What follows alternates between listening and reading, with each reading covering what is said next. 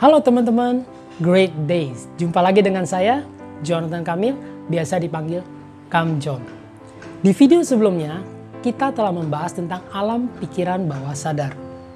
Di video kali ini, kita akan membahas tentang trauma. Nah, apa itu trauma? Tunggu dulu. Sebelumnya jangan lupa untuk subscribe, tekan tombol loncengnya, supaya terus mendapatkan update-update dan info terbaru dari video Mindset Logi series ini.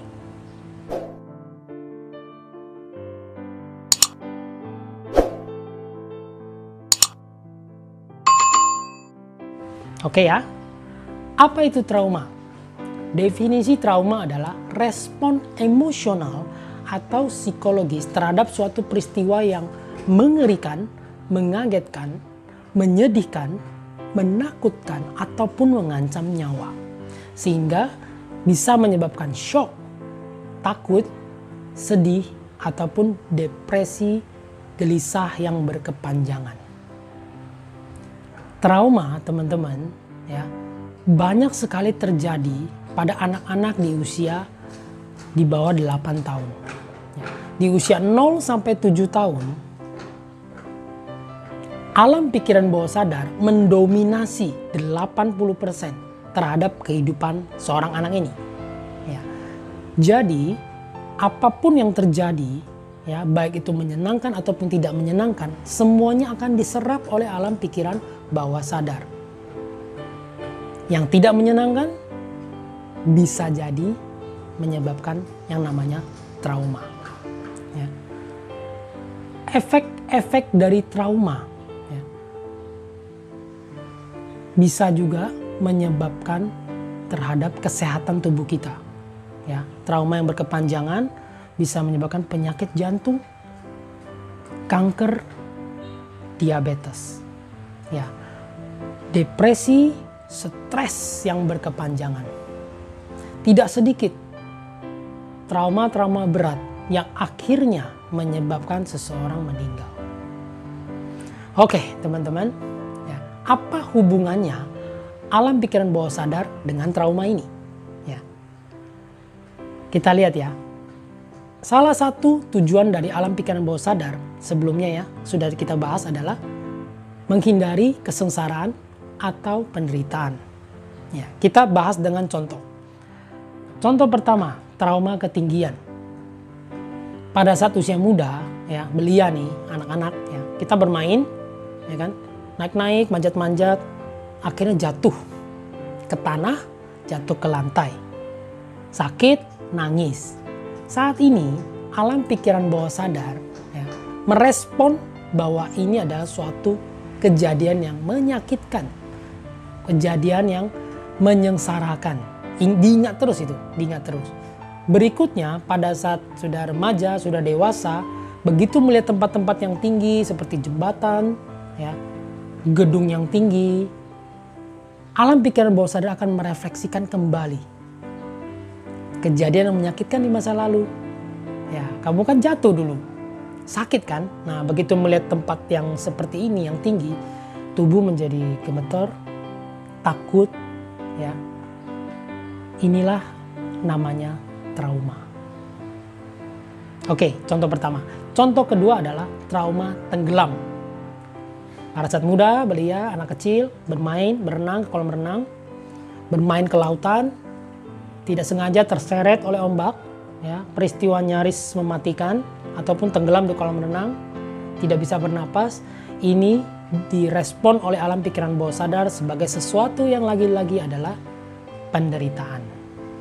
Pada saat sudah dewasa, sudah remaja, main nih ke pantai, ketemu air laut, menjadi takut, ya, panik, gemeter.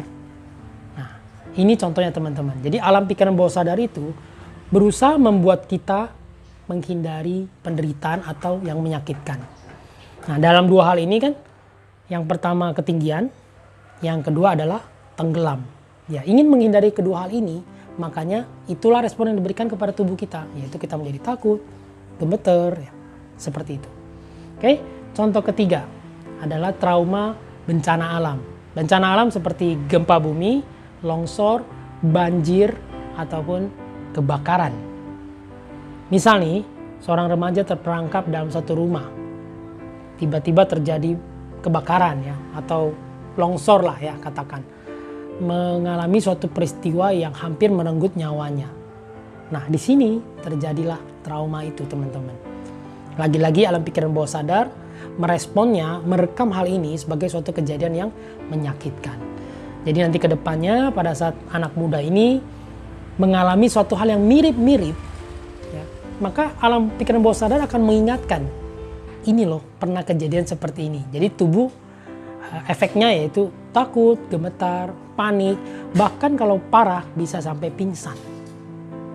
Ya, contoh ketiga. Contoh keempat adalah trauma kecelakaan.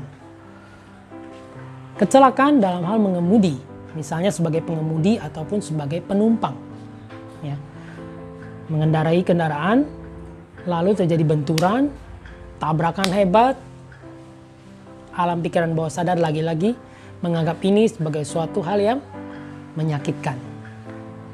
Bila traumanya ringan, maka bisa diterapi dan tidak ada masalah, bisa kembali mengendarai kendaraan tersebut. Tapi bila sudah kena trauma berat, mendekati kendaraan itu yang sebagai objek penderitaan bagi dia dulu, itu aja udah takut, teman-teman. Naik mobil nggak berani, naik motor nggak berani, ya itu trauma berat. Oke ya, contoh keempat. Contoh kelima adalah trauma kekerasan. Nah, trauma kekerasan ini dibagi menjadi dua, kekerasan dalam rumah tangga, dan yang kedua adalah kekerasan perbulian, contoh di sekolah. Ya. Kekerasan rumah tangga ini, misalnya anak kecil melihat orang tuanya selalu bertengkar, marah-marah, dan efeknya ke anak ini dimarahi, ya, dibentak, dipukul, ya kan? Ataupun dikurung di suatu ruangan. Efek traumanya bisa bermacam-macam. Bila dikurung dalam kegelapan, maka dia bisa menjadi takut akan kegelapan. Dikurung di ruangan yang sempit, maka dia akan menjadi takut atau fobia terhadap suatu ruangan yang sempit. Contoh seperti di lift yang sempit, maka dia tidak berani naik lift lewat tangga. Ya. Bila dipukul, maka saat melihat dewasanya ya, pada saat melihat ada orang angkat tangan saja, dia sudah gemetar dan takut duluan. Padahal angkat tangan belum tentu memukul. Tapi alam pikiran bawah sadarnya merekam ini sebagai suatu hal yang siap-siap melayangkan pukulan ke dirinya. Oke, yang kedua, trauma kekerasan di sekolah ataupun perbulian dari teman-teman, sekelas, geng, ataupun dari guru itu sendiri. Ya, trauma ini menyebabkan seorang anak bisa menjadi tidak pede, tidak percaya diri, ya, bisa menjadi anak yang pemalu, dan juga kedepannya ya mempengaruhi pelajaran dan sebagainya. Itu yang kelima ya, contoh yang kelima. Dan contoh yang terakhir yang keenam, ya, trauma menyaksikan kematian orang-orang terdekat yang dikasihi. Contohnya, menyaksikan dengan mata kepala sendiri, di depan mata sendiri, seseorang yang dikasihi seperti saudara, keluarga, orang tua meninggal. Ataupun menyaksikan suatu peristiwa dengan mata kepala sendiri di depannya orang meninggal. Nah, ini juga bisa menjadi trauma, teman-teman. Oke ya, 6 contoh ini, masih banyak contoh yang lain. 6 contoh ini yang lumayan besar. Pertanyaannya, apakah trauma bisa disembuhkan? Ada 2 cara untuk menyembuhkan trauma. Yang pertama adalah dengan terapi ke psikolog, psikiater, atau yang kedua adalah dengan reprogram, memprogram ulang alam pikiran bawah sadarnya, yaitu dengan cara menimpa kejadian yang menyakitkan, yang menyedihkan itu dengan hal baru yang menyenangkan. Oke ya, sekian dulu video Mindset Logi kali ini tentang trauma. Jangan lupa untuk like, share, dan komen di bawah ini.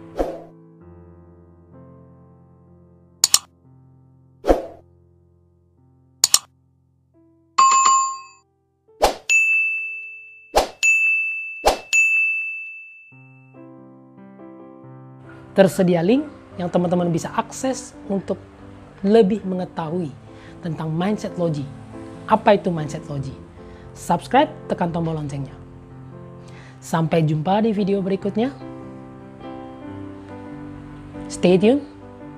Bye. Speed up.